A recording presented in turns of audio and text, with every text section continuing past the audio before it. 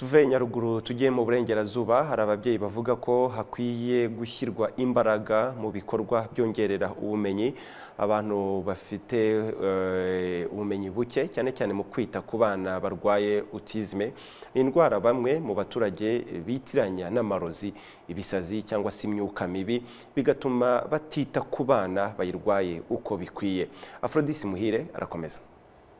Twabimenye navuga ngo bitinze ugereranije n'igihe twakagombye kuba twarabimenye, ko twabimenye afite imyaka 3 n'igice. Dobarego Hervé ni umubyeyi wo mu karere ka Karongi ufite umwana urwaye autisme. Uyu mubyeyi avuga ko bamenye ko umwana wabo arwaye indwara bitinze ndetse ngo bananirwa no kubyakira vuba. Cyambere ntabwo yakundaga amafoto, yashoboraga kureba muri appareil kamera, afite ukuntu agira gutya intoki tukabifata nk'ibintu bisanzwe, ngo akunda kurapa, tukumva ari umwana ushaka kuzavamo umuraperi nyine.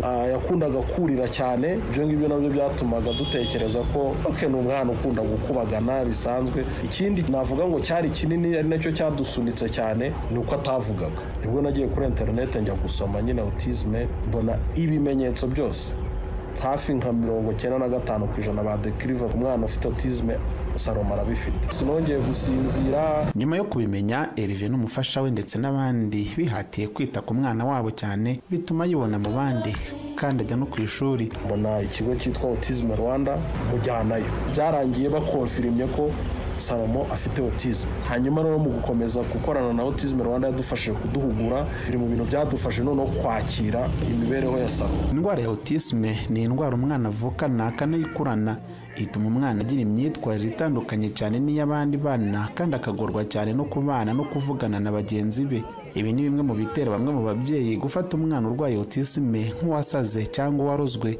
Uyu mubyeyi wo mu murenge wa Bwishyura avuga ko autisme atari indwara ahubwo ngo ni za karande zo mu miryango y'abana bayirwaye. Njya mbabona abana baba bameze nkaho ubona mu mutwe sinzi ko bagira amahane, ushobora kuba nkeka yuko ari nk'imyuka mibi ya za karande zo mu miryango. Ibyo bigenda bikurikirana mu bisekuruza byabo bya kera, ibyo byo guterekera, ibyo by'imihango yabo bikagenda bikurikirana. Mbona ari karande. Zikorwaho n'iki? Ni amasengesho menshi. Gusa Hervé agaragaza ko ibi atari byo, ahubwo agasaba ababyeyi kurushaho gukunda abana barwaye autisme, naho leta akayisaba gushyigikira cyane abafite ibigo byita kuri abo bana cyangwa se nayo ubwayo ikaba yashyiraho ibigo byayo bibitaho. Umuntu wese afite uruhare agomba gukora. Ababyeyi inshingano za mbere dufite nizo gukunda abana bacu, uko twe tubivuga ba nyirababyeyi, uko twerekana abo bana, uko tutabarekera mu nzu, uko tureka bajya gukina, uko tureka bajya ku ishuri, niko abantu babimenya bakabyakira. Leta nuko yabanza gufasha abantu bagize initiative zo gufasha autiste. Bwa kabiri, gutanga umwanya wo guhugura abantu batandukanye, byibura ku buryo buri kigo nderabuzima kikaba gifite umuntu wabihuguriye. Hari hashize icyumweru kirenga umuryango Autisme Rwanda wita ku bana barwaye iyi ndwara uri gukorera inganda Karongi hamwe n'abana barenga 30 bayirwaye.